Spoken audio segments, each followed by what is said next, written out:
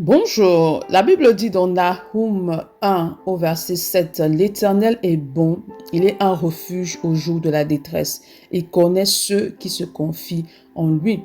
Lorsque tu passes dans les ténèbres, lorsque tu passes justement dans la détresse, lorsque tu passes par la fournaise ardente, dans le désert, dans les difficultés, il est important pour toi que tu n'oublies jamais que le Seigneur est bon envers toi, que tu n'oublies jamais qu'il est un refuge pour toi lorsque tu te retrouves dans la détresse en fait.